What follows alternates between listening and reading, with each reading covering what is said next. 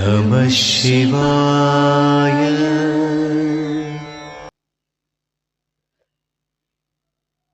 നമ്മുടെ ജീവിതത്തിലുണ്ടായിട്ടുള്ള പലതരം വിഷമങ്ങളും സന്തോഷങ്ങളും ഒക്കെ നാം പരിശോധിക്കുമ്പോൾ നാം അവസാനം എവിടെയാണ് എത്തിച്ചേരുക? ഈശ്വരൻ്റെ അടുക്കിലേക്കാണ് എത്തിച്ചേരുക. ആ ഈശ്വരൻ്റെ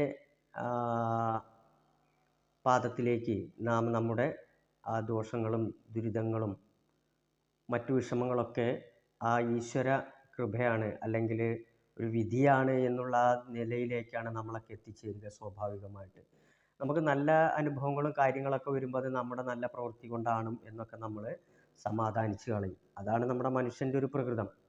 യഥാർത്ഥത്തിൽ നമ്മുടെ ജീവിതത്തിൽ ഉണ്ടാകുന്ന വിഷമങ്ങൾക്കും ദുരിതങ്ങൾക്കും പ്രശ്നങ്ങൾക്കൊക്കെ യഥാർത്ഥത്തിലുള്ള കാരണം എന്താണെന്ന് നാം ശരിയായിട്ട് വിലയിരുത്തി കഴിഞ്ഞാൽ അപ്പോഴാണ് യഥാർത്ഥത്തിൽ നമ്മുടെ ജീവിതത്തിൻ്റെ മൂല്യം, ശക്തി, നമ്മുടെ ജീവിതത്തിൻ്റെ മഹത്വം എന്താണെന്ന് നമ്മൾ മനസ്സിലാക്കുക.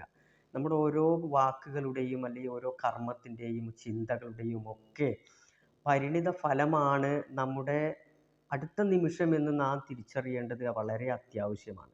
നാം എന്ത് സങ്കല്പിക്കുന്നുവോ, എന്ത് പറയുന്നുവോ, എന്ത് ചെയ്യുന്നുവോ അതിൻ്റെ പരിണിത ഫലം തന്നെയാണ് പിന്നീട് ഉണ്ടാവുക എന്നുള്ളൊരു വലിയ സത്യം നാം എല്ലാവരും മനസ്സിലാക്കണം. കർമ്മത്തിന് അത്രത്തോളം വലിയ ശക്തിയുണ്ട്. കാലം ഇത് നമുക്ക് വേണ്ടി കാത്തുവെക്കും. ഒരിക്കലും നാം വിചാരിക്കും, എല്ലാവരും നമ്മൾ വിചാരിക്കുന്ന കാര്യം എന്താണ്? നമ്മൾ ചെയ്യുന്ന കാര്യങ്ങൾ ഒക്കെ ശരിയാണ്, നാം ചെയ്യുന്ന കാര്യങ്ങളൊക്കെ ശരിയാണ്, നാം പറയുന്ന കാര്യങ്ങൾ ശരിയാണ്, നാം ചിന്തിക്കുന്ന കാര്യങ്ങളാണ് ശരി എന്നുള്ള രീതിയിലേക്ക് എത്തുകയും നമ്മുടെ ഇഷ്ടമുള്ള കർമ്മങ്ങളും കാര്യങ്ങളും ചെയ്ത് മുന്നോട്ട് പോവുകയും പിന്നീട് നമുക്ക് അതിൻ്റെ ദോഷമായിട്ടുള്ള ഫലങ്ങളാണ് നമ്മുടെ ജീവിതത്തിൽ നെഗറ്റീവായിട്ടുള്ള അല്ലെങ്കിൽ ഗുണകരമല്ലാത്ത അനുഭവമാണ് വരുന്നതെങ്കിൽ നമ്മൾ പലപ്പോഴും ഈശ്വരനെ പഴിക്കും, അല്ലെങ്കിൽ മറ്റുള്ളവരെ പഴിക്കുകയാണ് ഉണ്ടാവുക. അപ്പോൾ യഥാർത്ഥത്തിൽ കർമ്മത്തിൻ്റെ ശക്തി എന്താണെന്നുള്ളത് നമ്മൾ വളരെയധികം, അത് നമുക്ക് വിശദീകരിക്കാൻ കഴിയാത്ത അത്ര വലിയൊരു മേഖലയാണ് കർമ്മഫലം എന്നുള്ളത്.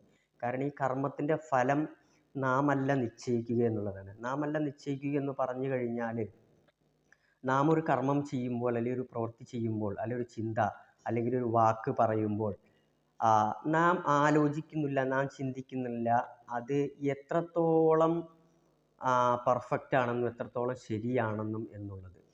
പക്ഷേ നമ്മുടെ കാലത്തിനൊരിക്കലും തെറ്റുവരില്ല. കാലം നമ്മുടെ കർമ്മത്തെ ഇഴകീറി പരിശോധിച്ച് വളരെ കൃത്യമായ ഒരു റിസൾട്ടാണ് ആ കാലം നമുക്ക് തരിക.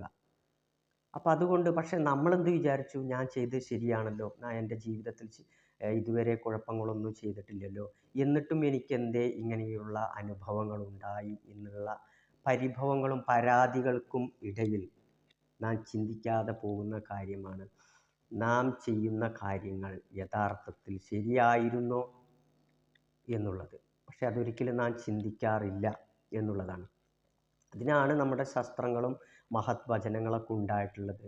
അപ്പോൾ ഏതൊരു കർമ്മം ചെയ്താലും ഏതൊരു പ്രവൃത്തി ചെയ്താലും അതിന് നാം അറിഞ്ഞോ അറിയാതെയോ അതിൻ്റെ ഫലം തീർച്ചയായിട്ടും ഉണ്ടാവും എന്നുള്ളതാണ്.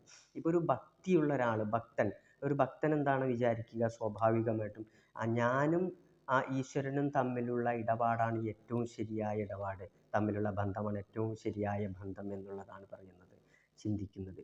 അപ്പം അതുകൊണ്ട് തന്നെ ആ ഈശ്വരനെ കുറിച്ച് കുറ്റം പറയുന്ന സമയത്ത് അയാൾക്ക് ആ വ്യക്തിയോട് വിരോധം വരികയും അങ്ങനെ ഒരു മത സ്പർദ്ധ ഉണ്ടാകുകയും ചെയ്യുകയാണ്.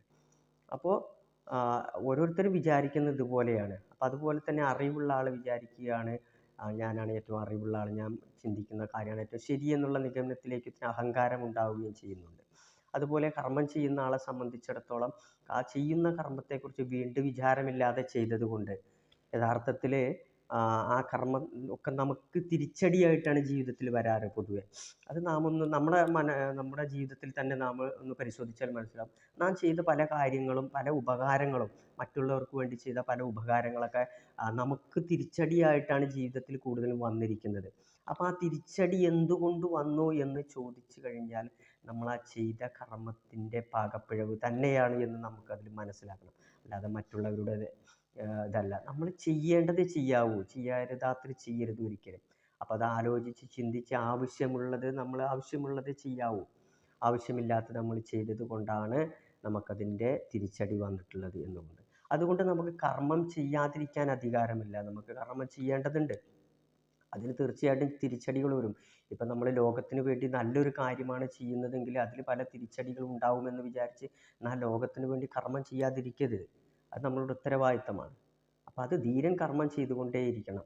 പക്ഷേ നമ്മൾ ഈ ഒരു കർമ്മ ഫലത്തെക്കുറിച്ച് നാം ചിന്തിക്കാതെ അത് സമർപ്പണ ബുദ്ധിയാ ചെയ്യുന്ന ഒരു മാനസികാവസ്ഥയിലേക്ക് എത്തുന്ന തലത്തിൽ നമ്മൾ ജീവിക്കുമ്പോൾ മാത്രമാണ് നമ്മുടെ ജീവിതം യഥാർത്ഥത്തിൽ സമാധാനത്തോടു കൂടി നമുക്ക് ജീവിക്കാൻ സാധിക്കുകയുള്ളൂ.